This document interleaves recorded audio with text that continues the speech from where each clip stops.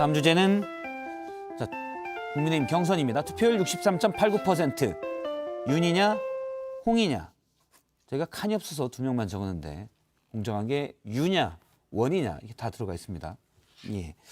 자, 역대급 투표율로 이례적으로 높게 나왔는데 일단 당내 선두권 2강으로 꼽히는 윤석열 후보 측과 홍준표 후보 측은 모두 이거는 내가 이긴 거다라고 얘기를 하고 있는데 관련된 얘기를 직접 발언을 듣고 시작하겠습니다.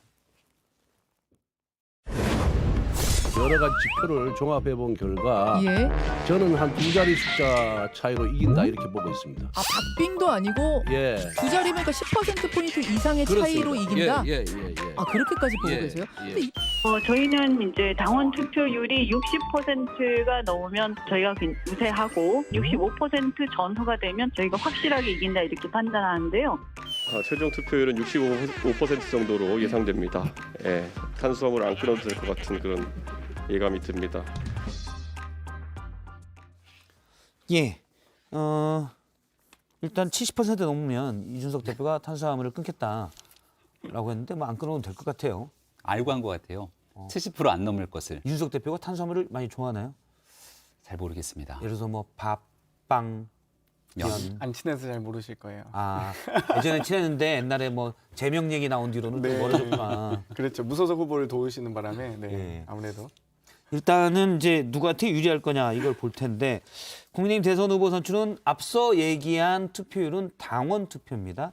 당원 투표에서 50% 그리고 여론조사를 실시를 지금 했는데요. 이 50% 그러니까 당원과 일반 국민들의 여론을 반씩 섞어서 대선 후보를 최종 선출합니다. 일단 뭐 높은 투표율을 전제로 하고 장경태 의원님한테 좀 여쭤볼게요. 나무집 구경인데 누가 유리할 것 같습니까? 누가 될 것 같습니까? 내일 그냥. 일단은 흥행이 좀 참패한 게 아닌가 이런 생각이 아, 들었어요. 그래요? 그러니까 일단 선거인단이 56만 명밖에 안 되는데 그중에 예. 36만 명 정도밖에 참여하지 않은 뭐 63% 정도는 좀 낮은 수치고요. 저희 뭐 더불어민주당 네. 만 놓고 봤을 때는 제일 뭐 이례적으로 높다고 하는데 사실 당원들의 이 투표이기 때문에 예. 더 많은 수가 사실 대선 후보는 가장 정당에서는 가장 중요한 또 정치 축제이기 때문에 많은 수가 참여하게 되는데 저희 같은 경우는 220만 명의 68%였습니다. 56만 명의 63% 정도는 좀 낮은 수치다. 당원 저희- 플러스 예. 선거인단이죠. 저희 같은 경우는 뭐 72만 명 당원 중에 41만 명이 참여했기 때문에 그보다도 적은 숫자가 좀 참여한 거라서 예. 흥행은 좀 많이 좀 참패한 것 같다는 생각이 들고요. 한편으로는 확실한 건 60%가 넘었다는 점에서는 홍준표 후보가 좀 선전할 가능성이 좀 높아졌다라고 봅니다. 그러니까 예. 다들 한 4, 5일 전만 해도 많은 분들이 윤석열 후보의 승리를 좀 점치긴 했는데 한 4, 5일 전부터 분위기가 좀 바뀌긴 했거든요. 확실하게 홍준표 후보가 강세로 나타나고 특히 이제 이 전두환 찬양 발언에 이어서 바로 또 사과는 개나죠. 약간 이런 느낌이었기 때문에 예. 아무래도 좀 그런 부분들이 또 이 뭐라고 했죠? 뭐 호남 비하를 제가 굳이 쓰진 예. 않겠습니다만 그런 또 서민 교수가 했던 유튜브에 나왔던 네, 거라고. 그런 부분들이 많이 좀 작용하지 않았나. 또 더구나 그러면 2030 단도직입적으로 내일 홍준표 후보가 될 거라고 보십니까, 장경태 의원님은? 박빙인데요. 만약에 윤석열 후보가 이기면 저는 좀 이 다소 거리를 좀 격차를 벌린 한 8, 9% 차로 이길 가능성이 높다고 보고 만약 홍준표 후보가 이긴다면 정말 박빙에서 1, 2% 정도 이기지 않을까 이런 생각이 들어요. 지금 이 시컷 말은 윤석열 후보 비판해놓고 결국 윤석열 후보가 될 것 같다는 얘기. 지금 말은 따로 앞뒤가 안 보면 맞지 않습니까? 윤석열 후보가 될 거라는 얘기잖아요. 투표율이 높지만 이 투표율이 높다고 해서 어느 투표층이 이제 많이 적극 참여했냐의 문제거든요. 그러니까 예를 들면 어차피 윤석열 될 거니까 투표를 포기할 수도 있고요. 그러니까 여러 가지 투표 성향이 예. 적극 투표층, 소극 투표층, 중도층, 소극 반대층, 적극 반대층 여러 가지가 있기 때문에 그 부분까지 좀 분석을 해야 될 것 같습니다. 네. 윤석열 캠프의 김병민 대변인에게는 굳이 물어봐도 답이 뻔하기 때문에 그렇죠. 안 물어볼까요? 그래도 좀 그래도 물어볼까요? 반박 조금만 할게요. 네, 네. 누가 될 것 같습니까? 장경태 의원님 얘기 들어보면 네. 왜 윤석열 후보가 되는지가 명확하지 않습니까? 어. 시컷 윤석열 후보 비판하는데 결론은 윤석열 후보가 될 것 같다는 거예요. 그러니까 이유는 뭐냐면 민주당에 있는 지지층 중에 상당수가 윤석열 후보가 되는 것을 상당히 부담스러워합니다. 그게 여론조사 지표에서 많이 잡히죠. 민주당 지지층에서는 거의 윤석열 후보에 대한 투표 성향들이 안 나타나고 그게 오히려 부담스럽다도 되지만 네. 싫다도 되잖아요. 민주당 지지층 입장에서는 싫을 수밖에 없죠. 부담이라면 그리고 비호감이죠. 그리고 국민의힘 지지층 혹은 정권 교체를 강력하게 원하고 있는 국민들 입장에서는 반대로 윤석열 후보가 국민의힘 후보로 선출되는 것이 정권 교체에 가장 경쟁력이 있다고 판단합니다. 그렇기 때문에 지금 나타나고 있는 여론조사 또 당원 투표가 굉장히 높은 상황에서는 윤석열 후보가 내일 최종적으로 더 높은 수치를 기록할 수밖에 없다고 생각하고요. 이제 뭐 불과 24시간도 안 돼서 결과가 나올 거기 때문에 예. 충분하게 국민들께서 판단하고 지켜보실 거라고 생각합니다. 알겠습니다. 홍준표 후보 측 얘기도 들어봐야 했는데 이제 네. 엊그제 안상수 공동선대위원장이 나와서 얘기를 했습니다. 최근에 바람이 많이 불고 있고 특히 젊은 층이 좋아해서 홍준표 후보가 될 거다라는 얘기도 했었습니다. 오늘 나온 여론조사가 하나 있습니다. MBS 전국 지표조사인데요. 사실상 경선 전 마지막 여론조사고 앞서 투표율은 이제 당원 투표인데 이건 이제 여론입니다. 여기에서 국민의힘 대선 후보 적합도 조사에서 윤석열 후보와 홍준표 후보가 모두 27%의 지지율로 동률이었습니다. 그러니까 뭐 같은 방식이라면 사실 뭐 이 숫자에 크게 벗어나지 않는 방식이 맞을 거고 일단 여론조사도 면접조사잖아요. 네, 전화 네. 면접입니다. 보통 이제 ARS와 면접조사가 약간 경향이 조금은 다르게 차이가 조금씩 다르게 나오는데 지금 이번에 경선에서 하는 여론조사도 면접조사이기 때문에 이 경향과 비슷하게 갈 가능성이 좀 있는 거죠. 지금 그래프가 화면에 나오고 있나요? 예. 이걸 보면은 빨간색이 지금 현재 바로 이 시점의 여론조사인 것이고 왼쪽에 예. 파란색이 바로 얼마 전에 있었던 조사인데 윤석열 후보의 지지세가 확 올라가고 홍준표 후보도 올라가긴 했지만 그 갭들이 결국은 메꿔진 내용들을 볼 수 있지 않습니까? 역선택을 비롯해서 모든 것들을 다 열어놓고 받은 상태임에도 불구하고 예. 여론조사에서 저 정도 수치가 나왔다는 것은 당원 투표까지 합쳤을 경우에는 결국은 표 차이가 좀 많이 벌어지지 않겠냐는 반증인 것 같습니다. 과학적인 분석이죠. 아니 개사과도 있었고 그다음에 또 뭐 하나 더 있었는데 식용견 논란까지 있었는데 예. 여론조사는 또 저렇게 일단은 뭐 기관마다 다른 경향이 있긴 하지만 MBS 조사에서는 현재 한 저렇게 가지만 나오고 설명을 있습니다. 좀 드리면 7월 말에 윤석열 후보가 당에 이제 혈혈단신 들어오지 않습니까? 예. 우리가 새 정치를 갈망하고 있는 국민들께서 한때는 안철수 후보를 소환하기도 했고 한때는 반기문 전 유엔 사무총장에게 기대를 갖기도 했습니다. 하지만 현실 정치에 뛰어드는 순간 결국은 국민들의 바람을 담아내지 못했는데요. 윤석열 후보도 국민의힘에 들어오는 순간 당내에 있는 주자들에게 공격을 받고 밖에 있는 민주당에서는 우리 장경태 의원님의 공격처럼 엄청난 공세를 받으면서도 정치 신인으로서 여기까지 버티면서 국민들께 기대감을 갖고 온 거거든요. 예. 그만큼 윤석열 후보가 가지고 있는 잠재력과 기본적인 내용을 바탕으로 정권 교체할 거라는 마음들이 모였다고 봅니다. 홀월단신 오셨다고 표현하셨는데요. 이 입당한 지 3개월밖에 안 된 수습당원이 당이 없어져야 된다라고 발언하셨기 때문에 공격을 받으셨던 거고요. 또 입당 과정이 어땠습니까? 당 대표에게 일방적으로 통보하고 심지어 호남에 가고 있는 열심히 그 호남의 지지를 높이기 위해서 노력했던 그 당 대표를 무시한 채 독자적으로 입당하셨기 때문에 공격을 받으신 거죠. 예, 사실 한쪽 얘기만 경선 전날 물론 이제 투표랑 지금 다 끝났잖아요. 투표 이준석 끝났는데 대표한테 한쪽 통보하고 얘기만 그냥 바로 입당하셨잖아요. 들을 수 있었는데 그래도 누가 될 겁니까? 그러면 김병민 대변인이 사실은 홍준표 같습니다. 뭐 이런 반론 있으면 지금 방송을 쓰면 참 재밌을 텐데. 그러니까. 참고로 방송 상상만 들어가기 해봤습니다. 바로 직전에 네. 홍준표 캠프의 여명 대변인한테 전화를 하고 왔거든요. 어. 고생 많았다. 우리 내일부터 다 이제 깐부 원팀이다. 저희 캠프가 굉장히 여명 대변인 반응이 어땠습니까? 고생했어요. 오빠 고생했어요. 이렇게 얘기를 하는 거고요. 아, 평소에 저희가 친하셨구나. 이 자체 보궐선거 예. 때 이준석 대표랑 다 함께 손잡고 뛰었던 그런 사이이고요. 뭐 예. 전화로는 고생했었어요. 뭐 이렇게 하지만 끊고 나서 흉내는 끊고 딱. 이 거만한 뭐 이렇게 있어요. 아니 그리고 제가 들어가느라 전화를 못 받았는데 예. 유승민 캠프의 대변인도 고생했다고 연락이 와 있고 민주당이 선거 끝나고 나서 선대위 구성하기까지 고생 참 많이 했잖아요. 근데 이 방송을 여명 대변인은 그냥 뭐 그럴 수 있지만 홍준표 후보가 보면 기분 나쁠 수도 있고. 왜요? 예. 다 같이 내일이면 선거 다 끝났고 투표는 어. 그동안 고생했다고 얘기를 하고 내일 최종 후보가 선출되고 나면 다 같이 손잡고 원팀이 될 수 있는 건데 여명 대변인이랑은 둘이서 이기는 캠프에서 술 사기로 약속도 했습니다. 아 그래요? 네. 그러면 이기는 캠프에서 술 사고 이기는 캠프로 다 같이 또 들어가는 건가요? 이게 다 같이 원팀이 돼야죠. 그러니까 원팀이 민주당이 화학적 결합에 굉장히 오랜 시간이 걸렸던 것과는 사뭇 대조되는 모습이죠. 뭐 후보들끼리 악수를 뭐 안 하고 손을 친다던가 어깨를 툭툭 치면서 그렇게 좀 약간 예의 없는 행동들을 하진 않죠. 뭐 일단 원팀 후보들끼리 대신에 사이는 좀 안 좋았는데 대변인들끼리 사이는 좋았다. 뭐 요거는 사실 이제 확인이 된 것 같아요. 어깨도 토론회 마지막 토론회 때는 홍준표 후보가 이번에 윤석열 후보 어깨를 툭툭 쳤거든요. 고생했어. 고생했어 이렇게. 그러면서 선배니까 웃으면서. 뭐, 네. 그러니까 이게 화면에서 보는 모습들과 또 우리가 화면에서 열심히 다투지만 밖에 나가서는 화기애애하게 지내는 거랑 똑같습니다. 사실 카메라 들어오기 전에는 두 분도 좀 친한 모습을 제가 종종 목격합니다. 뭐 그럴 수 있습니다. 네. 카메라 들어와도 아니, 뭐 생각이 두 분은, 다른 예. 거지 뭐 네, 그렇다고 해서 그렇죠. 막 사람을 미워할 필요는 없으니까요. 예. 미워할 만한데 미워할 필요가 없다는 얘기인가요? 아니면 밉지 않은 사람이라는 얘기인가요? 근거가 있을 수 있죠. 미운 근거는. 아, 네. 그렇습니다. 알겠습니다. 그러면 이제 후보를 하나하나 좀 더 따져보도록 하겠습니다. 세 번째 주제는 홍과 윤의 최종 분석입니다. 예, 홍준표 후보와 윤석열 후보를 최종 분석을 한 점씩만 해서 시간이 없으니까 많이 하면 좋겠지만 분석을 해볼 텐데 먼저 홍준표 후보부터 짚어보겠습니다. 과거에는 연이은 막말 논란이 있었습니다. 자유한국당 당대표 때 특히 그랬고요. 그래서 비호감도가 상당히 높았는데 지금은 뭐 격세지감이다. 2030의 인기가 높다. 본인 얘기입니다. 과거 어땠는지 한번 보도록 하겠습니다.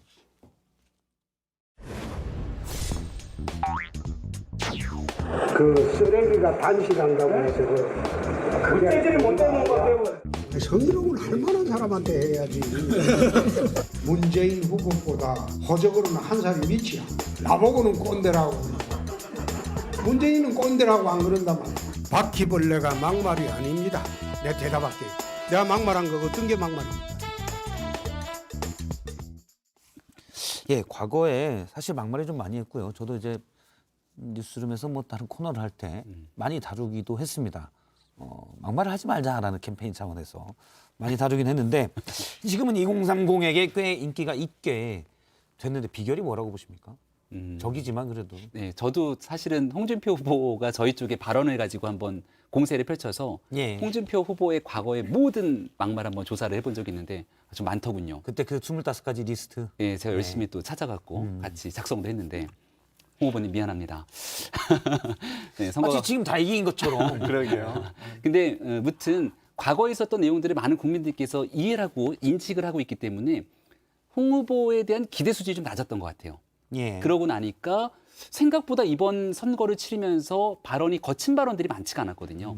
그래서 과거와는 좀 달라진 모습들에 대해서 오히려 높은 점수를 줬던 것이 아닌가라는 생각이 듭니다. 글쎄 저는 뭐 홍준표 후보가 열정적인 어떤 지지를 받았다면 지지율이 더 올라가지 않았을까 싶고요. 오히려 예. 윤석열 후보를 이제 2030이 꼰대라고 생각하고 지지를 하지 못하다 보니까 그 반사이익을 좀 얻었다고 봐요. 그러니까 소위 청년 당대표를 무시하는 이런 태도들을 보면서 도저히 2030 국민의힘 당원들이 윤석열 후보를 지지하기 어려웠고 그 과정에서 또 상대적으로 홍준표 후보의 또 우호적인 어떤 정치 행보를 보면서 아마 그런 지지가 좀 쏠린 게 아닌가 이런 생각이 듭니다. 약간 홍준표 후보가 또 재밌잖아요. 이런 약간 부분이 그런 좀 부분이 어필이 있죠. 됐을 수도 네. 있고. 예. 예, 약간 호탕한 약간 유머를 보여주긴 했는데 네. 그에 반해서 윤석열 후보는 약간 꼰대를 많이 보여줬죠. 혹시 반론을 동의하기가 좀 어려운 측면들이 있는데요. 홍준표 후보의 지지율이 초창기 때 굉장히 낮지 않았습니까? 예. 통상적으로 지지율이 낮은 후보의 입장에서는 더 시원시원하게 얘기를 하면서 지지율을 견인하기 위한 노력을 할 수가 있는 것 같고 또 민주당의 우리 장경태 의원님처럼 사실상 홍 후보의 모든 발언들에 대해서 까방권을 주는 것 같습니다. 까이는 방지권처럼 홍준표 후보가 얘기하면 계속 박수치고 잘한다 그러고 윤석열 후보가 한마디만 하면 엄청난 문제를 삼지 않습니까? 오늘 이 자리에서 발언에 대해서 얘기가 잘 안 나오지만 오피스 누나 관련된 이재명 후보의 발언이라든지 이런 내용들을 만약에 윤석열 후보가 만약 했다면 정말 무슨 일들이 벌어졌겠습니까? 그러니까 지금 이 비교되는 수준이 홍준표 후보의 기대되는 수치와 윤석열 후보의 비교되는 수치에서 공세의 차원이 좀 너무 달랐던 것 같아요. 그 웹툰 논란은 뒤에 이성대 기자가 있나요? 또 썰기에서 좀 다룹니다. 예. 좀 다룰 예정이고. 알겠습니다. 그러면 이제 두 분이 홍준표 후보의 어떤 이미지 변화에 대해서 장점을 분석을 해줬고요. 그 다음엔 윤석열 후보를 짚어보도록 하겠습니다. 지지율이 여전히 높게 나오는데 하루 한 망언이란 논란에도 지지율은 좀 버티고 있는데요. 일단 그 얘기부터 들어보겠습니다. 부정식품이다 그러면 아니 없는 사람은 그 아래도 선택할 수 있게 손발로 이런 노동으로 하는 저 아프리카나 이제 하는 것이고 아니 저는 뭐 집이 없어서 만들어오진 못했습니다만은 뭐 전두환 대통령이 군사 쿠데타와 그 5.18만 빼면 정치는 잘했다고 얘기하는 분들이 많습니다. 식용 그 개라고 하는 거는 따로 키우지 않습니까? 민주당에서 볼 때는 이것도 좀 불가사의할 것 같아요.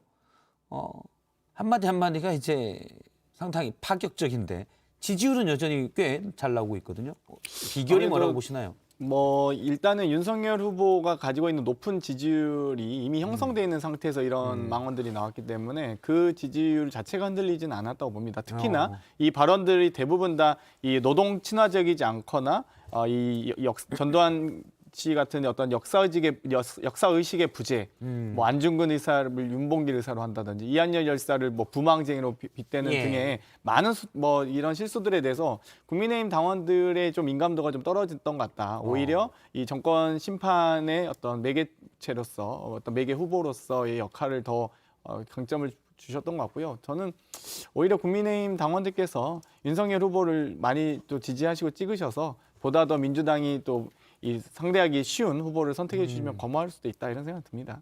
네. 오히려 본선에서 유리할 수 있다. 당 차원의 지지율이 흔들리지 않았던 이유 중에 대표적인 게 바로 장경태 의원님 같은 분들 덕분입니다. 무슨 왜냐하면 말이죠? 맥락에 대해서 설명이 가능한 내용들이 많아요. 이 중에는 우리가 직접 나서서 정말 죄송하다고 이 송구스러운 마음을 표현했던 발언들도 일부 있지만 지금 했던 얘기들 중에서 뭐 부정식품에 관한 얘기라든지 또 조금 전에 부마 항쟁 얘기를 꺼냈는데 거기에 대해서도 사실과 전혀 다른 상태 속에서 편집된 얘기들로 비판 아닌 비판을 했던 내용들이 많거든요.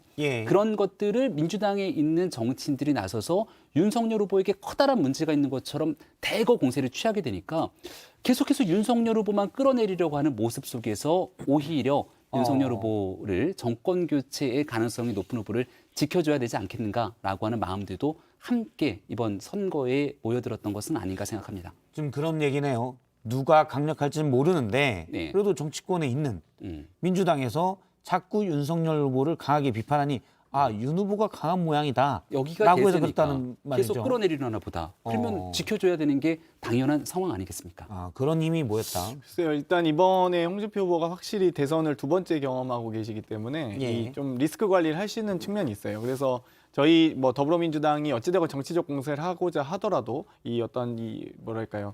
이 어떤 빌미를 주지 않는 부분이 있고요. 그렇죠. 그에 반해서 뭐 영감탱이 뭐 이런 발언들이 많이 나오지가 않고 있기 거의 때문에 안 나오고 있죠. 그 강한 비판할 논평을 할 필요가 없다라는 거죠. 이제. 뭐 지금 홍준표 후보가 눈에 띄게 지금 망언을 하거나 막말한 거는 지금 현재 이번 경선에서 안 보이기 때문에 저희도 만약 그런 망언했다면 당연히 뭐 공세를 했겠죠. 그런데 윤석열 후보가 너무 주옥 같은 말씀들을 너무 많이 해주셨어요. 근데 뭐 오해의 소지나 뭐 설명의 여지가 있다고 하지만 전두환 씨가 정치를 잘했습니까? 그리고 이 당시 80년대 시스템이 2022년 대한민국에 맞습니까? 이 80년대 시스템으로 결국 IMF까지 오는 것 자체가 그 당시 장세동 씨, 허트리오 이런 분들이 다 이 내각에 입각하거나 국회의원이 됐는데 이게 사람을 잘 쓴 겁니까? 다 군부 쿠데타 이 가신들로 구성을 내각을 했는데 이런 부분들은 시대착오적이었다고 말씀드릴 수밖에 없고요. 저는 윤석열 후보가 그런 과정에서 너무 말씀 많이 해오셨고 또 이 뭐 그러니까 장모와 이 부인께서 뭐 도이치모터스라든지 양평 이 800억 정도의 수익을 낸다든지 여러 가지 아직 저희가 다 검증을 하진 않았습니다만 뭐 확정되면 검증해서 저희가 차근차근 말씀해 드릴 텐데 홍준표 후보는 그런 게 없습니다. 사실 뭐 이 장모나 부인의 비리가 있다거나 재산 형성 과정에 의혹이 있거나 이런 게 아닙니다. 근데 윤석열 후보 지금 너무 많아요. 그래서 윤석열 후보 뽑아주시라. 그럼 저희가 충분히 검증해 드리겠습니다. 이제 공격이 강했던 건 공격할 게 많았기 때문이지 두려워서 그런 게 아니다라고 요약할 수 있겠죠. 아니 한 게 없으면 공격할 게 없죠. 하신 게 많으니까. 아니 그러니까 1절만 하시면 뼈 아프다, 뜨끔하고 정말 우리가 더 잘해야겠다는 생각이 들 수 있는 내용들도 있지만 1절이 아니라 4절까지 계속 아닌 것까지 끌어내서 얘기를 하면 야 이거 정치 공세 아니야? 근데 이렇게 받아들일 수 제가 있는 거죠. 1절만 하면 전두환 씨 그만하시죠. 그건 좀 저희가 다시 한번 이 송구한 마음들을 여러 차례 또 피력한 바가 있고요. 아무튼 부족한 부분들은 부족한 대로 받아들이고 또 앞으로 더 보완 발전시키면서 남은 대선까지 잘 임하겠다는 말씀 꼭 드립니다. 좀 하루가 될 죄송합니다. 자꾸 하루가 될지 뭐 몇 달이 될지 모르는데 일단 남은 대선까지로 그러니까요. 거의 네. 고정 사실. 아니 근데 뭐 홍준표 후보가 되셔도 원팀 선대위 구성하면 또 대변인으로 가시겠죠. 아, 홍준표 후보 선대위 뭐 대변인도 하실 수 있기 때문에 전 충분히 예, 예. 글쎄 모르겠어요. 이준석 대표가 자르려나 모르겠는데 아무튼 네, 꼭 잘 되시길 바랍니다. 예. 그렇게 해석하니까 또 뭐 어차피 원팀이니까 그럴 수도 그렇죠. 있고. 예. 어차피 한쪽 캠프에서만 나왔기 때문에 예. 얘기하는 아니, 거니까 균형을 이해해 맞춰야죠. 주시고요. 그렇죠.